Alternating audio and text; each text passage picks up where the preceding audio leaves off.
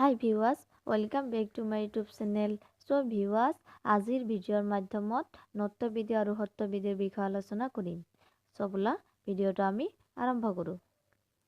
ক নম্বৰ, নত্যবিধি কাক বোলে? উত্তৰ, যি বিধি বা নিয়ম মতে দন্ত্যন্য মূৰ্ধন্য লৈ ৰূপান্তৰিত হয় তাকে নত্যবিধি বোলে।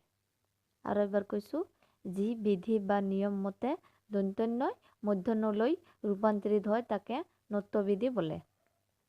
ইয়াৰ নিয়ম কেইটা দিয়া হল।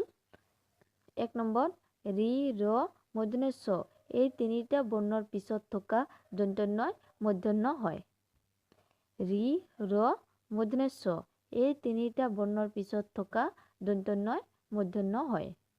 যেনে তৃণ, কৰ্ণ, বৰ্ণ, পূৰ্ণ আদি।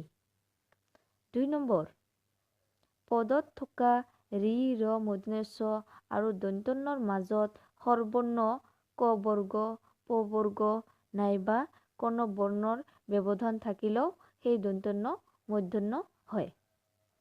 পদত থকা ৰি, ৰ, মূৰ্ধন্য ছ আৰু দন্ত্যন্যৰ মাজত স্বৰবৰ্ণ ক বৰ্গ, প বৰ্গ নাইবা কোনো বৰ্ণৰ ব্যৱধান থাকিলেও সেই দন্ত্যন্য মূৰ্ধন্য হয়।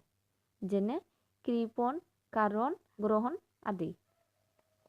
3 নম্বৰ, ট বৰ্গযুক্ত দন্ত্যন্য মূৰ্ধন্য হয়।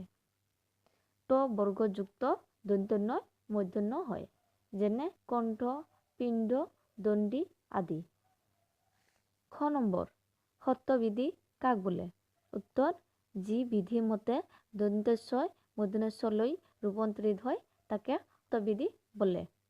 যি বিধি মতে দন্ত্যস্বয় মূৰ্ধন্য ছ লৈ ৰূপান্তৰিত হয় তাকে সত্যবিধি বোলে। ইয়াৰ নিয়ম কেইটা হল।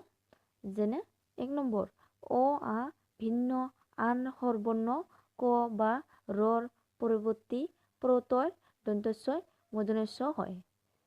অ, আ ভিন্ন আন স্বৰবৰ্ণৰ ক বা ৰৰ পৰিৱৰ্তী প্ৰত্যয় দন্ত্যস্বয় মূৰ্ধন্য ছ হয়। যেনে ভৱিষ্যত, কৃষ্ণ, পৰিষ্কাৰ আদি। 2 নম্বৰ, ট বৰ্গযুক্ত দন্ত্যস্বয় মূৰ্ধন্য ছ হয়। ট বৰ্গযুক্ত দন্ত্যস্বয় মূৰ্ধন্য ছ হয়। যেনে দুষ্ট, কষ্ট, মিষ্টি আদি। 3 নম্বৰ, ঋকাৰৰ পৰিৱৰ্তী দন্ত্যস্বয় মূৰ্ধন্য ছ হয়। ঋকাৰৰ পৰিৱৰ্তী দন্ত্যস্বয় মূৰ্ধন্য ছ হয়। যেনে ঋষি, তৃষা, কৃষ্ণ আদি।